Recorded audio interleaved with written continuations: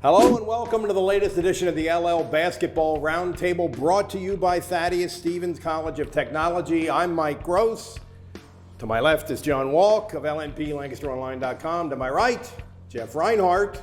These are our high school basketball beat writers, and that's the subject of our show. But before we get to that, look at where we are, gang. Wow. Holy cow. I'm not in my home office staring at my computer screen in a Teams video. You may have been used to seeing, I'm sure you're used to that those shelves behind me in my dining room. That's gone, baby. We're in this state-of-the-art studio, which is part of our new digs on 101 North Queen Street in downtown Lancaster, and it's pretty cool. Pretty cool. It's a studio. Oh yeah, very cool. Big deal. I feel very professional. Very professional. Yeah. But anyway, hoops is our thing, and that's why we're here. And we're starting out as we normally do by sending one of our correspondents out in the field to interview one of our teams. In this case, it's the Rhines, with some girls basketball interviews. Take it away, big guy. Thank you, sir. Okay, well, we're starting off the interviews this season. Girls, John and I will flip-flop every week. I'll hit a girls practice, John will hit a boys practice. So I went to Lampeter Strasburg this week with Tyler to check in on LS. I think LS is going to be better. Last year, Section 3, Cocalico dominated. You guys remember Hannah Custer. Cocalico was great. But that section's kind of wide open. It's there for the taking. LS has not won a section title since 2018. They have some seniors back and they're due. Talked with Kirsten Hostetter, talked with Maggie Wisniewski, and we talked with Jenna Davler. All things LS. Slow start. They lost to Penn Manor on Saturday. Sorry, gang. But they have two big section games later this week. So we wanted to drop in on the Pioneers and kind of get their season outlook. So let's go over to LS for those interviews.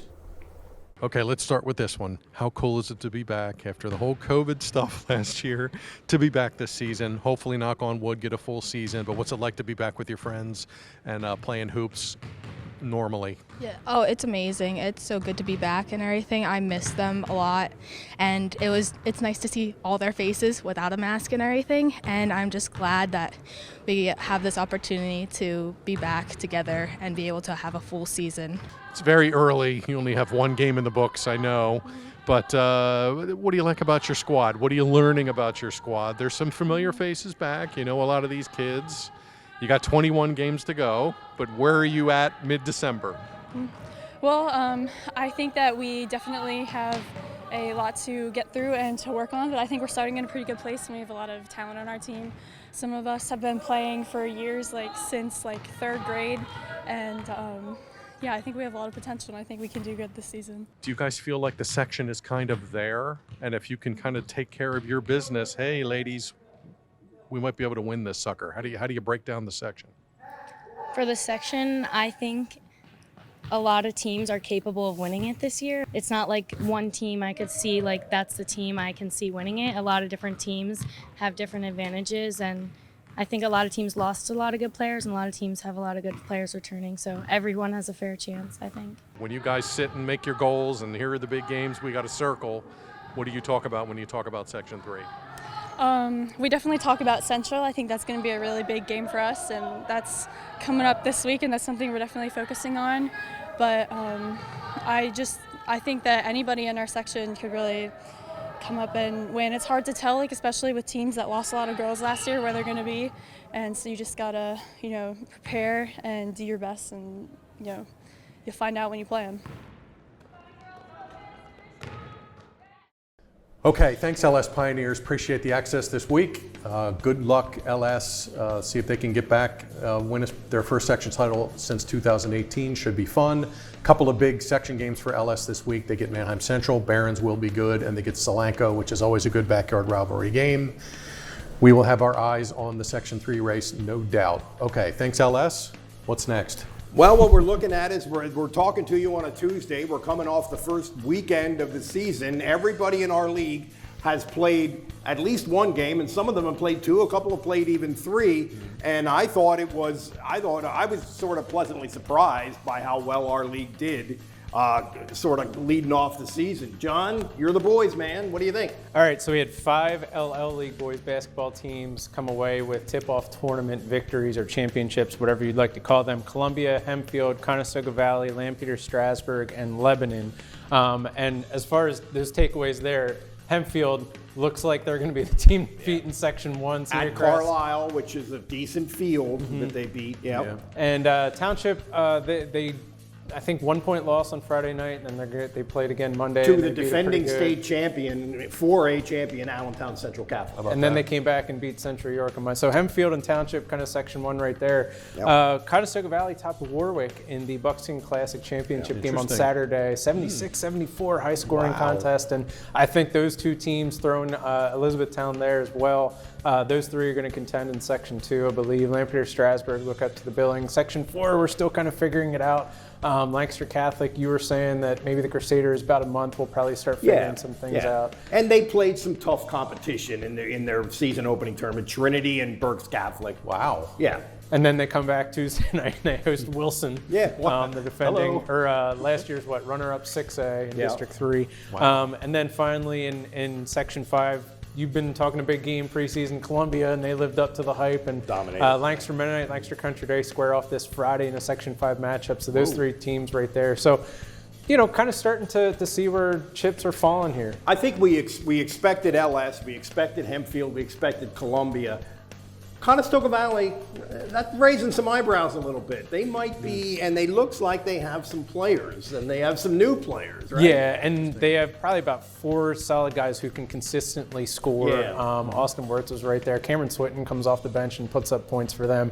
They have some size down low in Titus York. I think he's 6'5", 6'6". So, and they like to play fast, and they're one of those teams defensively that either full court press or just pressure on ball all game. So it's just fast, go. So they're a lot of fun to watch. And then, by the way, Damaj Salisbury transferred over from La Academia, last year's District 3 1A champion. Salisbury, as we remember, is a 1A All-State selection last season, is now a sophomore, but he doesn't have to do everything for them. They have tons of pieces around him. So, CV they really impressed me in the opening weekend. Bucks, CV. Yeah, the Rhines' alma mater. A lot of guys, a lot of big scorers, it looks like, in our league, and maybe a little more up-tempo overall and higher scoring. We saw some games in the 70s, and we should mention, I think, maybe the best single win by a boys team was Mennonite against Shippensburg. Shippensburg was district semis last year, lost by 2 to Lower Dauphin, which went to the state quarterfinals. Wow. And they have their 2 best players back. They have a guy who's an all-state guard and some dude that's going to play football for Minnesota who's 6'5", 280. Whoop. I mean, that was a pretty good win by Lancaster Mennonite, and maybe even though they lost then the next night, that may have been the best single win in the boys so far. Rhines, same deal. This weekend. What do you think? 4 girls, 20 champs. Columbia, which we're going to be hearing about a ton all winter, I have a feeling. Draghi twins, I'll get to them in a second. E-Town won their tip. Hempfield won their tip. That was a fun tournament. Defending league champs. Yeah, and I got to see Cumberland Valley a couple of times, and Dallastown, and they're pretty good. I saw Solanco, but Hempfield looked really good. They play really good defense. And Lebanon girls, Miss Correa, we mentioned her last week. I'm going to see her on Thursday.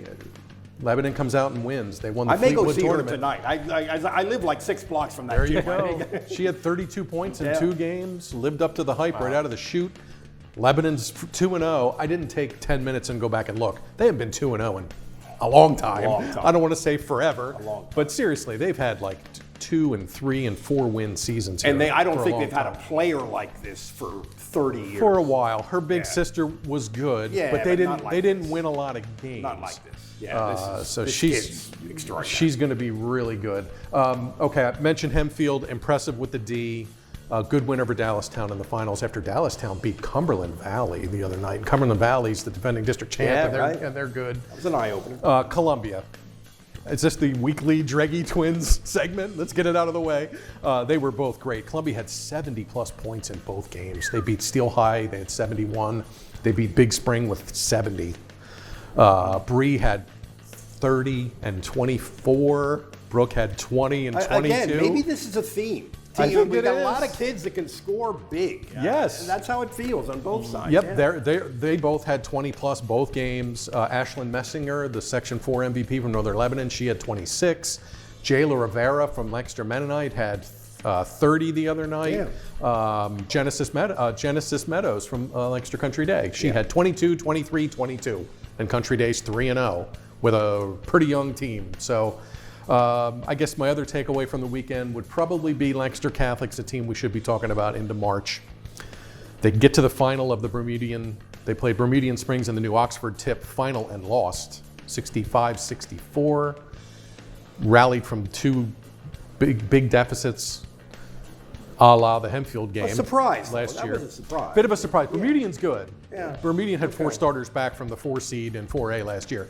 Mary Boleski, good luck kid, the sophomore, really good, super talented guard for Lancaster Catholic. Yeah, really a good player. Apparently had an ankle in that game and kind of limped off. She might miss some time. And I wrote this in the notes the other day. A lot of injuries. There's like 5 or 6 kids right now that are out with like knees, ACLs, who are going to miss like the whole season. And you have to bear that in mind. You know, it's a long way to March, and, Yeah. and there's that's not everybody is what they are.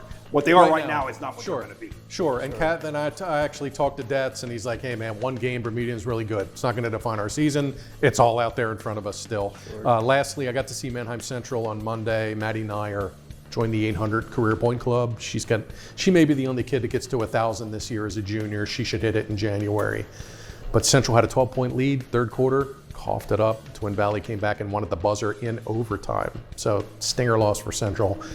But Central, LS, Cocalico, I think they're all going to be there for Section 3 later on. Interesting first week, I thought. Fun. Now we have league games this week, and in some cases, really critical.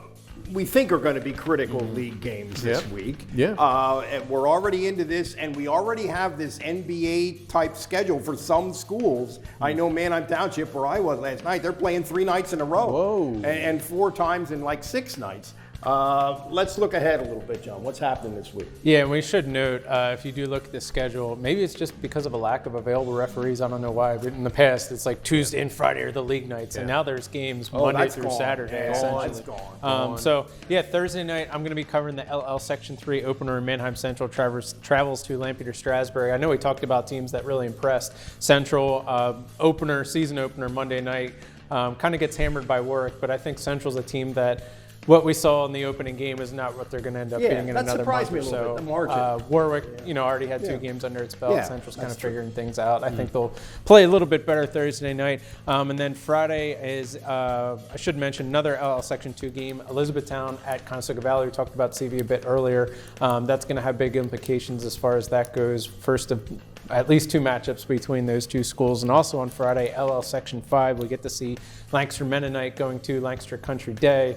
2 teams that should, coming out of that, the winner will most likely challenge Columbia there in the Section 5 race. And then other section games, Tuesday is going to be a big league night. CV at Warwick in Section 2, Hempfield at Mannheim Township. I'm interested in seeing that. I'll most likely go to that in Section 1.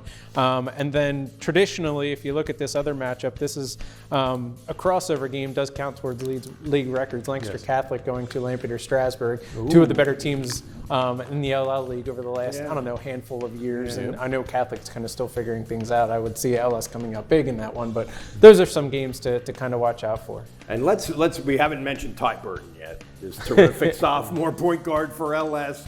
Go check this guy out. He's fun to watch, and he's a great young player who was all-state as a freshman. This week. Speak real quick. You mentioned refs. Saturday night, I covered Hempfield, Dallastown, and I was chit-chatting with the refs there.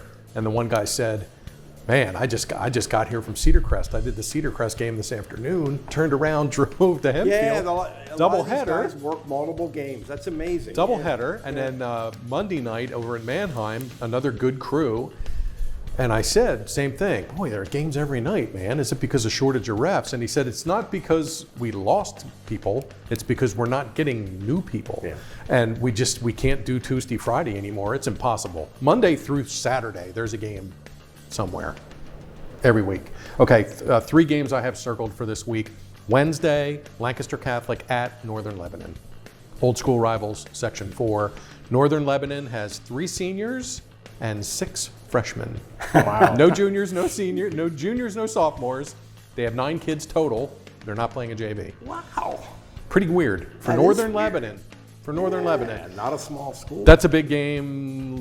Winner there gets a Section 4 jump. Catholics going to be there. They're tough. Thursday, Lebanon. Got to see Correa. They play Ephrata, defending co-champ in Section 2. Ephrata at Lebanon Thursday night. Circle that one. Friday night, Cedar Crest at Hempfield for the early Section 1 lead. That'll be huge. The other game I like Friday. I love these kind of matchups. You mentioned Country Day and Thanks, Mennonite. Yeah. Country Day first-year coach Devon Pinkard. Mennonite first-year coach Tiaja Myers. Both McCaskey grads, both 1,000-point scorers for the Tornado.